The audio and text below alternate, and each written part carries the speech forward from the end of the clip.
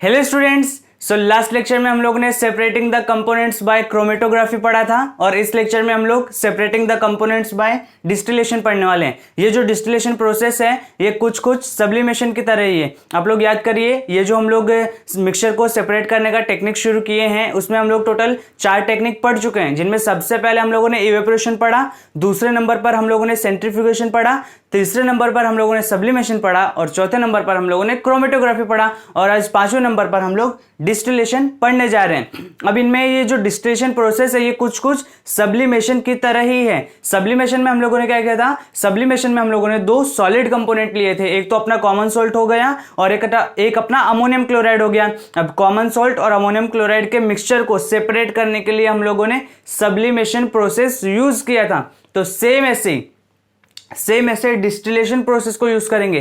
तो फिर क्या सब्लिमेशन और डिस्टिलेशन सेम है? नहीं, वो सेम नहीं है। वो सेम इसलिए नहीं है क्योंकि सब्लिमेशन से जो हम लोग जिस मिक्सचर को अलग अलग कर रहे थे वो मिक्सचर सॉलिड कंपोनेंट से बना हुआ था।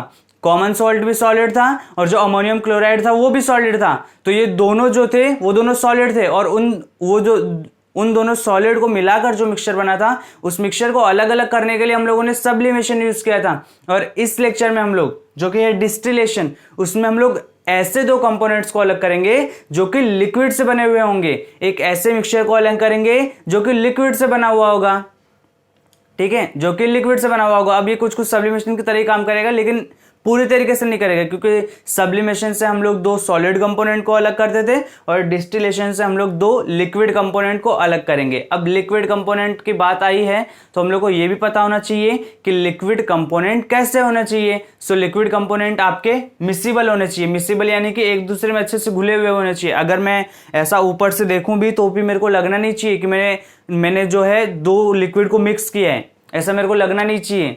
ऐसे होते हैं मिसिबल लिक्विड। अब अगर मैं ऑयल लूं और मैं वाटर लूं, दोनों को मैं कितना भी मिक्स करूं फिर भी मेरे को दिखेगा आराम से कि ये ऑयल है, ये वाटर है, ये ऑयल है, ये वाटर है, ये मेरे को आराम से दिखेगा। यानी कि जो ऑयल और वाटर का जो मिक्सचर है वो आपस में इमिसिबल लिक्विड्स का है। किसका है? इमिसिबल। इम इसके आगे इम लगा रहा हूं, इमिसिबल लिक्विड्स का है। लेकिन हम लोग को डिस्टिलेशन प्रोसेस यूज करने के लिए लिक्विड कैसे चाहिए? मिसिबल लिक्विड चाहिए जो आपस में अच्छे से घुल जाए। आपस में अच्छे से घुल जाए ऐसे कौन से लिक्विड हो सकते हैं, कौन से हो सकते हैं जो आपस में मैं ऐसा देखूं भी तो भी मेरे को पता ना चले कि मैंने इसमें क्या घोला हुआ है। चलिए देखते हैं, आ जाइए डिस्टिलेशन शुरू करते हैं। अब देखिए कुछ एग्जांपल लेते हैं। ये देखो, ये कौन है? हम लोग, हाँ, ये कौन है? ये गर्ल है, ठीक है। और ये कौन है? ये बॉय है। दोनों भाई बहन है, सिस्टर ब्रदर।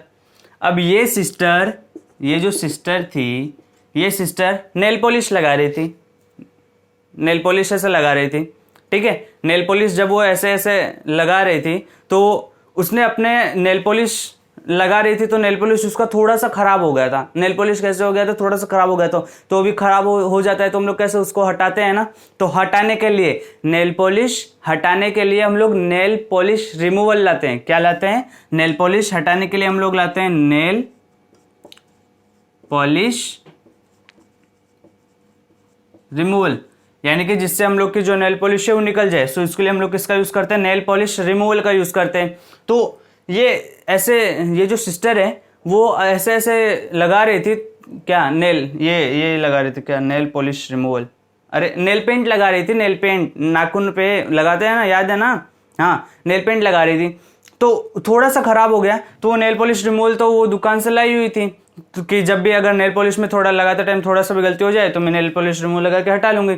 लेकिन वहीं पर इन भैया ने, जो कि हैं इनके ब्रदर, जो कि हैं इनसे छोटे, इन्होंने कुछ कांड कर दिया। क्या कर दिया? इन्होंने ये जो नेल पॉलिश रिमूवल है, इस नेल पॉलिश रिमूवल में वाटर डाल दिया। इस नेल पॉलिश रिमूवल में वाटर डाल दिया। समझ पा रहे हो बात को? इन्होंने लाया था नेल पॉलिश रिमूवल ताकि नेल पेंट में अगर कुछ खराबी हो जाए तो वो नेल पॉलिश रिमूवल से आराम से निकल जाए। लेकिन ये जो हमारा छोटा भैया है, इस छोटे भैया ने उस नेल पॉलिश रिमूवल में वाटर डाल दिया। क्या डाल दिया? वाटर डाल दिया। अब क्या होगा? अरे क्या होगा बताओ? अब क्या होगा? नेल पॉलिश रिमूवल में वाटर डाल दिया है। अब तो वो उतना अच्छे से काम नहीं करेगा। अब क्या करें? सो देखो, ये जो सिस्टर है, ये सिस्टर ने साइंस पढ़ा हुआ था, ये सिस्टर ने साइंस पढ़ा हुआ था, और साइंस पढ़ने की वजह से इसने अपने छोटे भाई को कुछ नहीं बोला कि छोटा है अभी, डाल दिया होगा चलो, लेकिन इसने साइंस पढ़ा हुआ था तो इसको याद आया एक प्रोसेस, जिस प्रोसेस से वो नेल पॉलिश रिमूवल और वाटर को अलग अलग कर सकती है। अब नेल पॉलिश रिमूवल पता है कैसा होता है? नेल पॉलिश रिमूवल सेम पानी के जैसा होता है, सेम पानी का जैसा। अगर मैं आप दोनों आपके सामने ऐसे रख दूं ना, एक बीकर में नेल पॉलिश रिमूवल और एक बीकर में वाटर, मैं पूछूंगा कौन सा वाटर है कौन सा नेल पॉलिश रिमूवल है, आप लोग बता नहीं पाओगे, इतना सेम होता है, सेम पानी के जैसे दिखता है। अब इतना सेम होता है और इस भैया ने तो नेल पॉलिश रिमूवल में वाटर ही डाल दिया, तो हम लोग को अलग अलग कैसे करेंगे? दोनों तो सेम ही नजर आ रहे हैं, मेरे को पता ही नहीं चलेगा नेल पॉलिश रिमूवल मिलाया भी है कि नहीं मिलाया, लेकिन मिलाया हुआ है। तो ये जो सिस्टर है उन्होंने साइंस पढ़ा हुआ था, अब उन्होंने जब साइंस पढ़ा हुआ था साइंस पढ़ा होता तो अपने छोटे भाई पर गुस्सा क्यों करेंगी? ऐसा इसलिए क्योंकि साइंस में एक प्रोसेस है जिससे नेल पॉलिश रिमूवल और वाटर को अलग अलग किया जा सकता है। वो कौन सी प्रोसेस है? वो है डिस्टिलेशन। वो कौन सी प्रोसेस है? वो है डिस्टिलेशन। सो अब ये सिस्टर क्या करेंगी? ये सिस्टर उस नेल पॉलिश रिमूवल और उस वाटर में से दोनों को सेपरेट कर देंगे, नेल पॉलिश रिमूवल और वाटर को सेपरेट कर देंगी। समझ में आया? ये होता है साइंस पढ़ने का कमाल। आप भी पढ़ लो, आपको भी काम आएगा। साइंस पढ़ने का ये कमाल होता है। आई होप आपको ये समझ में आया होगा कि नेल पॉलिश रिमूवल था, उसमें वाटर मिक्स कर दिया। अब वाटर और नेल पॉलिश रिमूवल दोनों मिक्स हो गए, लेकिन मेरे को दोनों एक साथ नहीं चाहिए, मेरे को तो दोनों अलग अलग चाहिए, क्योंकि अलग अलग चाहिएगा तभी तो मैं किसी एक को यूज कर पाऊंगा, तभी तो मैं दोनों को यूज कर पाऊंगा ना। अगर एक साथ रहेगा तो किसी को यूज नहीं कर पाऊंगा। सो मेरे को दोनों को अलग अलग करना है। अब दोनों को अलग अलग करने के लिए क्या करेंगे? अच्छा, इन सबसे पहले मैं आप लोग को एक बात बता देना चाहता हूं, ये तो वाटर है, ये नेल पॉलिश रिमूवल को अगर एक वर्ड में बोलना रहे तो पता है क्या बोलते हैं? पता है? इसको बोलते हैं एसीटोन। क्या बोलते हैं? एसीटोन।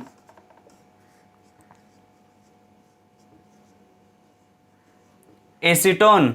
एसीटोन क्या होता है?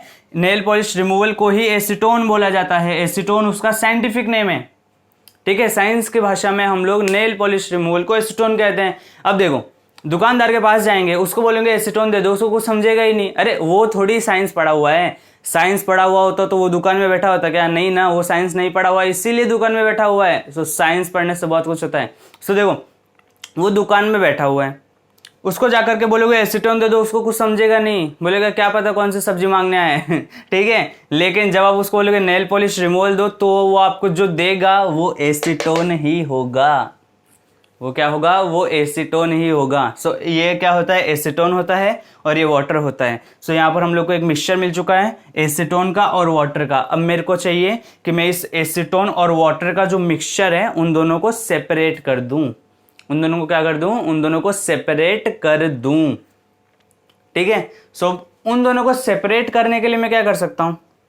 आइए देखते हैं। अच्छा, आप लोगों को इसका वो केमिकल फॉर्मूला भी जानना है? जैसे वाटर का होता है H2O, वैसे एसीटोन का भी होता है। वैसे आप लोग के कहीं काम नहीं आएगा इस 10th लेवल तक, लेकिन 11th से काम शुरू हो जाएगा तो मैं लिख देता हूँ, ठीक है। जैसे वाटर का होता है H2O, वैसे एसीटोन का होता है CH3CO CH3, ठीक है। ऐसा ये एसीटोन का, दिस इज फॉर एसीटोन, याद रख सकते हो। बाकी तो शायद आपको यूज नहीं आएगा 9th लेवल तक, ठीक है। अच्छा, आप लोग को स्टार्टिंग में यहाँ पर एक क्वेश्चन भी लिखा हुआ है, क्वेश्चन पढ़ रहे हो? क्वेश्चन पढ़ो। How can be separate a mixture of two miscible liquid, यानी कि दो मिसिबल लिक्विड के जो एक मिक्सचर आएगा हम लोग के पास, उसको हम लोग सेपरेट कैसे कर सकते हैं। सो उसको सेपरेट करने का आंसर भी लिखा है मैंने, बताओ क्या है उसका आंसर? है डिस्टिलेशन। क्या है? डिस्टिलेशन। चलिए मैं इसको जल्दी मिटा देता हूं थोड़ा। So let's start. देखिए, पहले मैं आप लोगों को डिस्टिलेशन के लिए कुछ कुछ कंडीशंस चाहिए रहती है वो बता देता हूं, फिर उसके बाद देख लेते हैं। आइए, सो चलिए देखें। डिस्टिलेशन के लिए जो सबसे पहला कंडीशन है, वो पहला कंडीशन है कि जो हमारे लिक्विड्स होने चाहिए ना, वो मिसिबल लिक्विड होने चाहिए। अगर इमिसिबल होंगे तो उनको तो सेपरेट करना बड़ा आसान हो जाएगा, इसलिए वो मिसिबल होने चाहिए, ठीक है। कैसे होने चाहिए? मिसिबल होने चाहिए, मिसिबल होने चाहिए। और उनके बीच में अब उनके बीच में हम लोग अलग अलग कैसे करेंगे? सो उनके बीच वो हम लोग अलग अलग करेंगे उनके बॉइलिंग पॉइंट के अकॉर्डिंग। किसके अकॉर्डिंग? उनके बॉइलिंग पॉइंट के अकॉर्डिंग। अभी मेरे पास क्या है? अभी मेरे पास एसीटोन प्लस वाटर का मिक्सचर है, एसीटोन और वाटर का मिक्सचर है। मैं इस एसीटोन और वाटर के मिक्सचर को अलग अलग करना चाहता हूं, एसीटोन अलग वाटर अलग। इसके लिए मैं क्या करूंगा? डिस्टिलेशन प्रोसेस यूज करूंगा। सेम वो सिस्टर ने जैसे साइंस पढ़ा हुआ है मैंने भी पढ़ा हुआ है, तो मैं डिस्टिलेशन प्रोसेस यूज करूंगा। अब एसीटोन और वाटर को अलग अलग करने के लिए हम लोगों को उनके बीच में टेम्परेचर डिफरेंस देखना पड़ेगा, यानी कि हम लोग को जिन दो मिसिबल लिक्विड्स को अलग अलग करना है उन दोनों के बीच का जो बॉइलिंग पॉइंट का डिफरेंस है वो मिनिमम 20 डिग्री से, मिनिमम 20 डिग्री तो होना ही चाहिए, बाकी 20 डिग्री से ज्यादा भी हो सकता है। ठीक है, सो यहां पर हम लोग लिख लेते हैं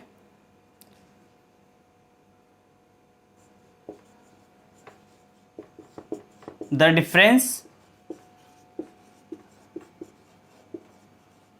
बिटवीन टू miscible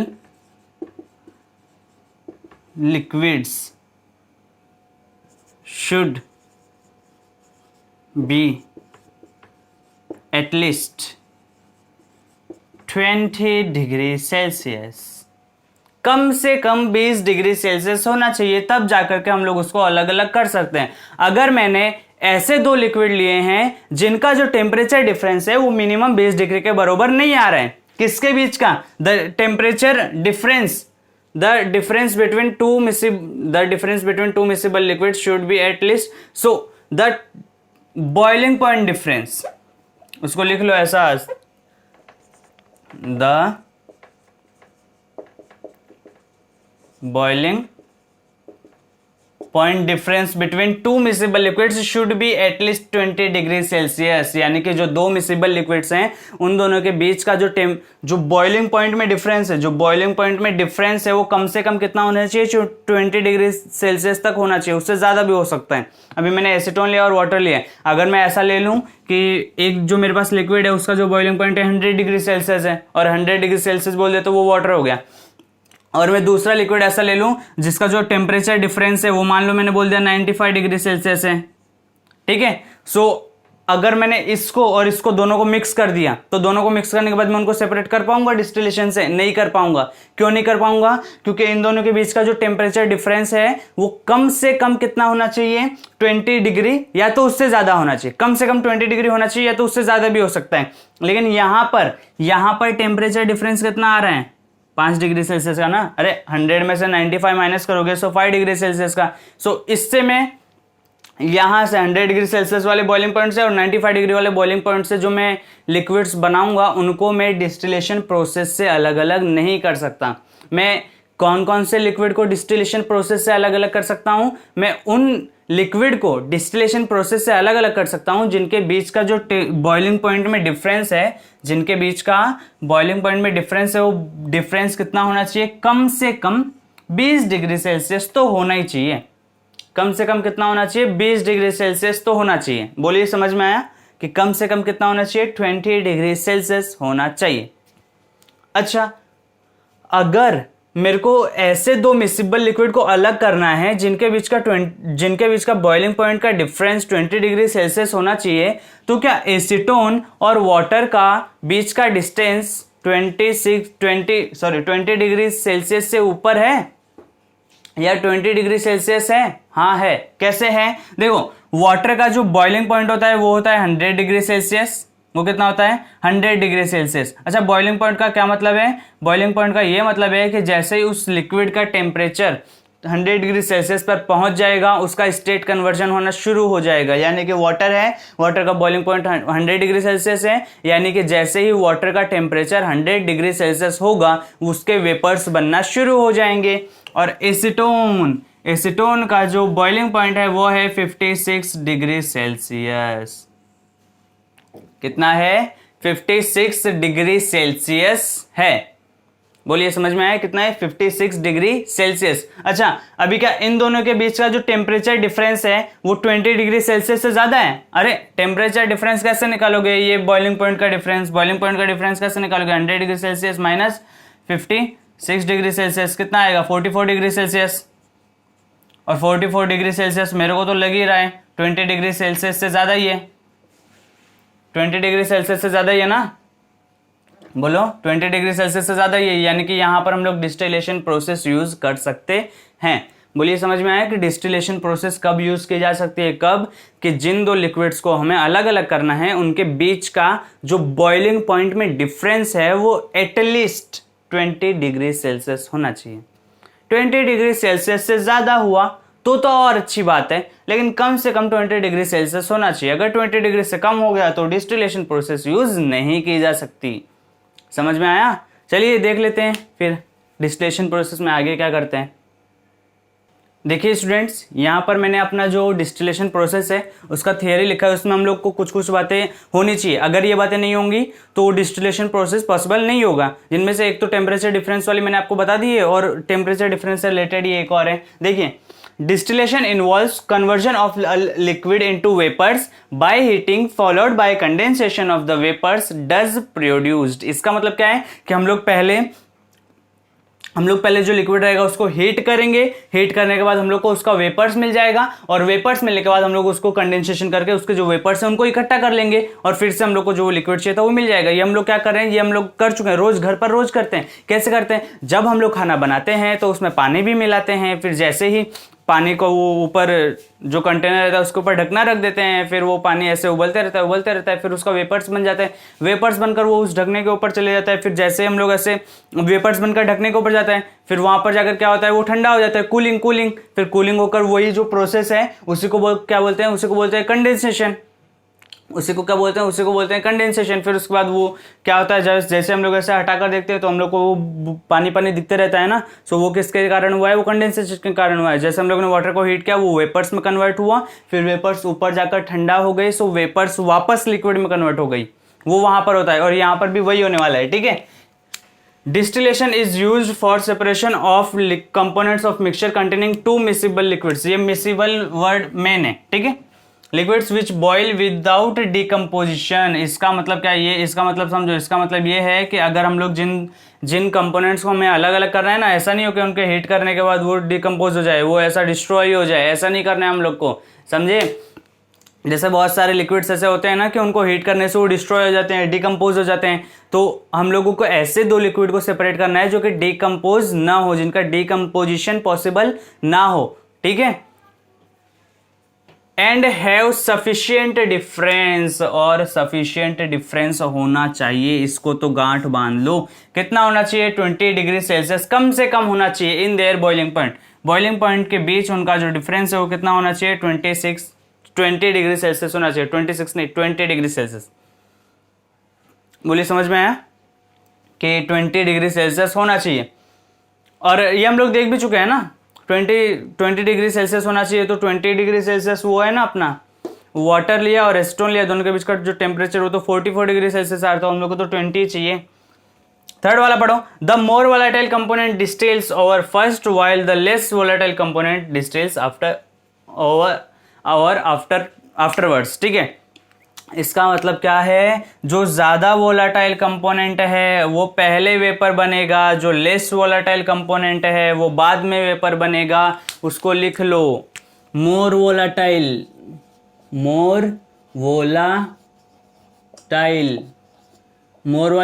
कौन, जो जल्दी वेपर बनेगा, और अगर बोला लेस वोलाटाइल, जो थोड़ा देरी से वेपर बनेगा। इसको लिख लिया करो ये सब बातें। अब देखो हम लोगों ने एसीटोन लिया है और हम लोगों ने वाटर लिया है। अब एसीटोन और वाटर लिया है तो वो दोनों वोलाटाइल होने चाहिए, और दोनों वोलाटाइल होकर भी एक ज़्यादा वोलाटाइल होना चाहिए और एक लेस वोलाटाइल होना चाहिए। अब वोलाटाइल मतलब क्या होता है? वोलाटाइल कंपोनेंट उन कंपोनेंट को बोलते हैं जो वेपर्स में कन्वर्ट हो जाते हैं, उनको क्या बोलते हैं? उनको बोलते हैं वोलाटाइल कंपोनेंट, ठीक है। और नॉन वोलाटाइल उसको बोलते हैं जो जिनके वेपर्स में कन्वर्ट नहीं होते। लेकिन यहां पर हम लोग को कैसे लेना है? मोर वोलाटाइल जो जल्दी से वेपर्स में कन्वर्ट हो जाएगा, और लेस वोलाटाइल जो थोड़ा देरी से वेपर्स में कन्वर्ट होगा। अब यहां पर मोर वोलाटाइल कौन होगा? जिसका ये जो बॉइलिंग पॉइंट है वो कम होगा। अरे हम लोगों ने एसीटोन लिया तो एसीटोन का जो बॉइलिंग पॉइंट है वो कितना है? 56 डिग्री सेल्सियस है। तो यहां पर जो हम लोग अलग अलग करने वाले हैं उसमें एसीटोन क्या है? एसीटोन मोर वोलाटाइल है। अब हम लोग हीट करते जाएंगे तो टेम्परेचर कैसे बढ़ेगा?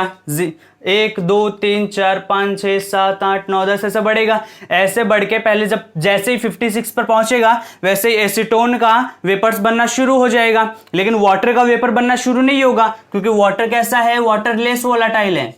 वाटर कैसा है? वाटर लेस वोलाटाइल है। वाटर भी वोलाटाइल है लेकिन as compared to acetone less volatile है। लेस वोलाटाइल क्यों बोला है? क्योंकि इसको वेपर्स में कन्वर्ट करने के लिए हम लोग को ज्यादा टाइम लगेगा, ज्यादा हीट देनी पड़ेगी, और इसका जो बॉइलिंग पॉइंट है वो कम है, इसलिए हम लोग को कम ही हीट देनी पड़ेगी, मतलब ज्यादा देर तक नहीं देनी पड़ेगी। सो जैसे हम लोग हीट करना शुरू करेंगे फिर उसके बाद क्या होगा? हीट करना शुरू कर रहे हैं। अब जैसे ही 2 3 4 5 6 7 8 ऐसे 56 डिग्री सेल्सियस पर टेम्परेचर पहुंचेगा वैसे ही एसीटोन तो वेपर्स में कन्वर्ट होना शुरू हो जाएगा और ऐसे उड़ने लगेगा। लेकिन वाटर जो होगा वो वाटर 56 डिग्री सेल्सियस पर नहीं उड़ेगा। वो कब उड़ना शुरू होगा? वो 100 डिग्री सेल्सियस पर उड़ना शुरू होगा, क्योंकि वाटर का बॉइलिंग पॉइंट 100 डिग्री सेल्सियस होता है। वाटर का बॉइलिंग पॉइंट कितना होता है? 100 डिग्री सेल्सियस होता है। बोलिए आप लोग को इतना समझ में आया? डिस्टिलेशन के प्रोसेस अभी बस कुछ देर में स्टार्ट करने वाले हैं। ये उसके पहले की थियरी है जो कि आप लोग को पता होनी चाहिए कि मोर वोलाटाइल, लेस वोलाटाइल क्या होता है। मोर वोलाटाइल जो जल्दी वेपर में कन्वर्ट होगा, लेस वोलाटाइल जो थोड़ा देरी में वेपर में कन्वर्ट होगा। अब मोर वोलाटाइल होगा कौन? जिसका टेम्परेचर कम होगा ना। अरे मुझे बताओ, जिसको वेपर्स में कन्वर्ट करना है और ये जो है वो 56 डिग्री पर पहुंचकर ही वेपर में कन्वर्ट होना शुरू हो जाएगा, और जो वाटर है वो 100 डिग्री सेल्सियस पर पहुंचने के बाद वेपर्स में कन्वर्ट करना शुरू होगा। तो हम लोग टेम्परेचर जैसे जैसे देते जाएंगे, टेम्परेचर 1 2 3 4 5 ऐसे बढ़ेगा, तो ऐसे में 56 पहले आएगा कि 100 पहले आएगा? पहले 56 आएगा, और 56 पहले आएगा तो पहले एसीटोन उड़ेगा ना, फिर उसके बाद वाटर उड़ेगा। समझ में आ रहा है कि यहां पर लिखा भी है the more volatile component distils over first. जो मोर वोलेटाइल है वो पहले डिस्टिल्स होगा, और while the less volatile component distils over afterwards, यानी कि जो पहला वाला होगा उसके बाद होगा ये लेस वोलेटाइल कंपोनेंट का डिस्टिलेशन, ठीक है। वो बाद में डिस्टिल्स होना शुरू हो जाएगा, उसके वेपर्स बाद में कन्वर्ट होना शुरू होंगे। बोलिए समझ में आया क्या? ये चारों हम लोग को ध्यान रखने कि टेम्परेचर 20 डिग्री सेल्सियस होना चाहिए, कितना 20 डिग्री सेल्सियस होना चाहिए, और एक कंपोनेंट मोर वोलेटाइल होना चाहिए, एक कंपोनेंट लेस वोलेटाइल होना चाहिए, ठीक है। और इस प्रोसेस में, डिस्टिलेशन के प्रोसेस में ये होता है पूरा, ये वाला जो पार्ट लिखा है ना, ये वाला होता है कि हम लोग उसको हीट करेंगे, वो वेपर्स में कन्वर्ट होगा, उसके बाद उसका कंडेंसेशन कर लेंगे, हम लोग को वो प्रोसेस मिल जाएगा। तो लेट्स गो, शुरू करते हैं अपने डिस्टिलेशन प्रोसेस। देखिए स्टूडेंट्स, ये है पूरा प्रोसेस, किसके लिए? डिस्टिलेशन के लिए। ये जितना अच्छा ड्राइंग बनाया है ना, इतना तो कभी मैंने अपने स्कूल टाइम पे भी नहीं बनाया था अपने लिए। चलो कोई बात नहीं, अच्छा लग रहा है मेरे को, ठीक है। सो देखो, इसमें सबसे पहले तो मैं आप लोग को एपरेटस बता देता हूँ कि हम लोगों ने क्या क्या लिया है। हम लोगों ने यहाँ पर एक स्टैंड लिया है, यहाँ पर एक फ्लास्क है, ये कंडेंसेशन है, ये स्टैंड है, और वो बीकर है, बस इतना ही लिया है, ठीक है। और ये जो हमारा फ्लास्क है, इस फ्लास्क के अंदर, इसको क्या बोलते हैं? इसको कॉनिकल फ्लास्क बोलते हैं, ठीक है। इस फ्लास्क के अंदर क्या क्या है? इस फ्लास्क के अंदर है अपना एसीटोन भैया, अरे एस्टोन हो गया है तो एसीटोन भैया, ठीक है। कौन है? अपने एसीटोन भैया हैं और अपने वाटर भैया हैं, दोनों को अलग अलग करना है, ठीक है। अब क्या करेंगे? आप लोग को सिर्फ इतना ध्यान रखना है कि जब भी हम लोग हीट करेंगे तो वेपर तो दोनों का बनेगा, लेकिन पहले वेपर किसका बनेगा? पहले वेपर एसीटोन का बनेगा, क्योंकि एसीटोन मोर वोलेटाइल है। बस इतना ध्यान रखना है कि एसीटोन मोर वोलेटाइल है, इसलिए उसका जो वेपर है वो पहले बनेगा। अभी हम लोग क्या करने वाले हैं? अभी हम लोग यहाँ पर एसीटोन लिया है, वाटर लिया है, अभी हम लोग इसको हीट करेंगे। ठीक है।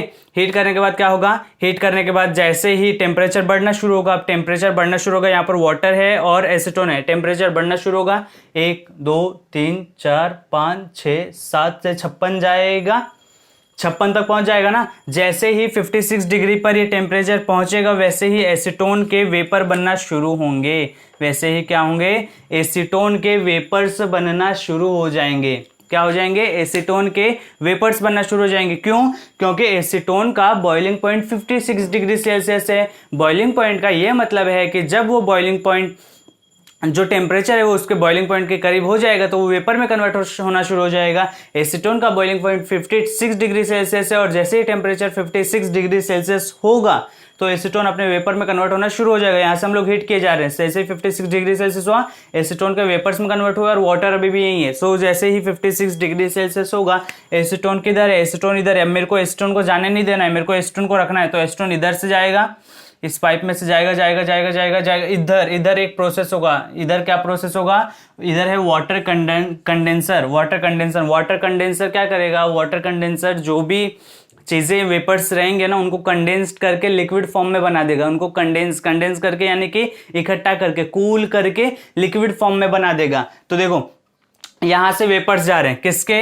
एसीटोन के। ये क्या है, ये एसीटोन के वेपर्स हैं। एसीटोन के वेपर्स जाते रहेंगे, वेपर्स जाते रहेंगे, यहां से वेपर्स जाते रहेंगे और जैसे ही एसीटोन के वेपर्स यहां पर पहुंचेंगे तो क्या होगा, एसीटोन के जो वेपर्स हैं, एसीटोन के जो वेपर्स हैं वो लिक्विड में कन्वर्ट हो जाएंगे। ऐसा इसलिए होगा क्योंकि यहाँ पर हम लोगों ने वाटर कंडेंसर लगाया हुआ है। वाटर कंडेंसर क्या काम करेगा, वाटर कंडेंसर जो एसीटोन रहेगा उसको कंडेंस करने का काम करेगा, उसको इकट्ठा करने का काम करेगा, वेपर से उसको लिक्विड में कन्वर्ट करने का काम करेगा। कौन, वाटर कंडेंसर। अच्छा एक बात और, ये जो वाटर कंडेंसर के अंदर इधर से हम लोग वाटर फिल करते हैं, ठीक है, क्यों करते हैं वो भी बताता हूं। मुझे ये बताओ कि हम लोग कोई चीज है और देखो वाटर वेपर नहीं, एसीटोन के वेपर्स आ रही हैं, और मेरे को उनको क्या करना है, मेरे को उनको ठंडा करना है। अब मैं उनको ठंडा कब कर पाऊंगा, जब मैं खुद ठंडा होऊंगा या मैं खुद गर्म होऊंगा। अगर मेरे को किसी को ठंडा करना है तो मैं किसी को ठंडा कब कर पाऊंगा, जब मैं खुद ठंडा होऊंगा। तो सेम वैसे ही यहां पर एसीटोन के जो वेपर्स आ रहे हैं वो उनको ठंडा करने के लिए, अगर मेरे को वाटर चाहिए तो वाटर कैसे चाहिए, कोल्ड वाटर चाहिए कि हॉट वाटर चाहिए, तो मेरे को कोल्ड वाटर चाहिए, ठीक है। सो वाटर कंडेंसर के अंदर कोल्ड वाटर भरा रहेगा जो क्या करेगा, ये एसीटोन के वेपर्स को इकट्ठा करके उसको कूलिंग का काम करेगा। फिर यहां से हम लोग वाटर इनलेट फ्रॉम टैप, यहां से हम लोग भरेंगे पानी को, कोल्ड वाटर को, और यहां से हम लोग उसको निकाल लेंगे। क्यों निकाल लेंगे, अरे भैया आप ही खुद सोचो कि इसके अंदर एसीटोन ऐसे जा रहे हैं, एसीटोन के वेपर्स जा रहे हैं, तो एसीटोन के वेपर्स जा रहे हैं, उनको कूल करना है। अब उनको कूल करने के लिए वाटर ठंडा चाहिए, हाँ वाटर ठंडा चाहिए। फिर उनको कूल जैसे ही करेंगे तो वाटर गर्म नहीं हो जाएगा उनको कूल करने में, अरे वो अपनी जो कोल्डनेस है वो उसको दे देगा तो खुद गर्म हो जाएगा ना। तो गर्म पानी फिर से गर्म कैसे करेगा, तो इसीलिए हम लोग यहां से ठंडा पानी भरते रहेंगे और कुछ देर बाद यहां से वो पानी निकालते रहेंगे, ठीक है। वो जो गर्म पानी हो जाएगा वो यहां से निकालते रहेंगे और यहां से हम लोग फिर से ठंडा पानी भरते रहेंगे। उसके बाद यहां तक तो वेपर्स आ रहे थे, फिर जैसे ही इस वाटर कंडेंसर ने अपना काम किया और एसीटोन जो था उसको लिक्विड में बना दिया। समझ में आया पूरा प्रोसेस में क्या हुआ है। अरे हम लोग को यही तो चाहिए था कि एसीटोन हम लोग को, एसीटोन और वाटर अलग अलग जाए। यहां पर कैसे थे, एसीटोन और वाटर एक साथ थे, जैसे ही यहां पर आए एसीटोन यहां पर आ गया, वाटर तो यहीं पे रह गया क्योंकि हम लोगों ने उसको 56 डिग्री सेल्सियस तक हीट किया और एसीटोन को पूरा हम लोगों ने वेपर में कन्वर्ट कर दिया और फिर उसके बाद यहां पर वो आ गया, लेकिन वाटर तो अभी भी यहीं पे रह गया। तो देखो हम लोगों ने एसीटोन और वाटर को अलग अलग कर दिया। जो साइंस वाली सिस्टर थी ना उन्होंने अपना एक काम कर दिया। बोला समझ में आया। मैं एक बार और फिर से बता देता हूं, ध्यान समझना। यहां पर हम लोगों ने एक बीकर लिया है जिसमें एसीटोन और वाटर का हम लोगों ने मिक्सचर लिया। अब हम लोग को क्या करना है, अब हम लोग को इसको हीट करना है। अब हीट क्यों करेंगे, क्योंकि देखो एसीटोन और वाटर का जो बॉइलिंग पॉइंट है वो अलग अलग है। इसका बॉइलिंग पॉइंट कितना है, इसका बॉइलिंग पॉइंट है 56 डिग्री सेल्सियस और इसका बॉइलिंग पॉइंट है कितना, 100 डिग्री सेल्सियस। अब जैसे ही टेम्परेचर 56 डिग्री सेल्सियस पर पहुंच जाएगा एसीटोन अपने वेपर्स में कन्वर्ट होना शुरू होगा और वाटर वहीं पर बच जाएगा। सो 56 डिग्री सेल्सियस पर पहुंचने के बाद एसीटोन वेपर्स में कन्वर्ट होना शुरू हुआ और यहां पर आ गया। अब वाटर कंडेंसर पर आने के बाद, वाटर कंडेंसर के अंदर आने के बाद वाटर कंडेंसर क्या करेगा, एसीटोन को कूल करेगा। एसीटोन को कूल करेगा। अरे आप लोग खुद सोचो, देखो आप लोगों ने देखा होगा कि जब हम लोग खाना बनाते हैं तो उसमें जैसे वो ढकना हटाते हैं तो उसके ऊपर जो वाटर ड्रॉपलेट्स रहती हैं वो ठंडी रहती है, गर्म नहीं रहती है। उनको टच करके देखा करो, वो ठंडी रहती है, गर्म नहीं रहती है, वो ठंडी हो जाती हैं, यानी कि वो कंडेंस हो गई है, वो कूल हो गई है। तो सेम वही काम यहाँ पर अपना वाटर कंडेंसर करेगा कि ये जो एसीटोन के वेपर्स आ रहे हैं उन एसीटोन के वेपर्स को कंडेंस करेगा, कूल करेगा। और जब ये यहाँ पर कूल हो जाएंगे तो यहाँ पर आकर के हम लोग को वो कूल हो जाएंगे, यानी कि ठंडे हो जाएंगे, तो यहाँ पर हम लोग को लिक्विड मिल जाएगा। और ये जो लिक्विड मिलेगा ये हम लोग को एसीटोन मिल जाएगा यहाँ पर। सो देखो हम लोगों ने क्या किया, एसीटोन और वाटर में से एसीटोन को अलग अलग कर दिया और वाटर हम लोग को यहाँ पर मिल जाएगा। बोलिए समझ में आया? और हाँ एक बात और, वाटर जब खुद ठंडा होगा तभी तो एसीटोन को ठंडा कर पाएगा। तो यहाँ से हम लोग ठंडा पानी भरते जाएंगे और यहाँ से जो गर्म पानी होते जाएगा उसको निकालते जाएंगे। बोलिए ये पूरा प्रोसेस था डिस्टिलेशन का, बड़ा ही आसान था। आई होप आप लोग को ये समझ में आ गया होगा। ठीक है, ये कौन सा प्रोसेस था? डिस्टिलेशन। डिस्टिलेशन बड़ा ही आसान था। आई होप आप लोग को ये समझ में आया होगा। इसका जो प्रोसीजर है वो मैं कमेंट में लिख दूंगा, आप लोग उसको देख लीजिएगा। बोलिए ये समझ में आया? ठीक है, अगर इससे रिलेटेड आपको कोई भी क्वेरी हो, कोई भी डाउट हो तो आप कमेंट बॉक्स में लिख दीजिएगा, मैं आपको आंसर ज़रूर करूंगा। ठीक है, और अगर आप यहाँ तक पहुँचे हैं तो वीडियो को लाइक ज़रूर करना और चैनल को सब्सक्राइब ज़रूर करना। ठीक है, सो मिलते हैं नेक्स्ट वीडियो लेक्चर में। Thank you so much.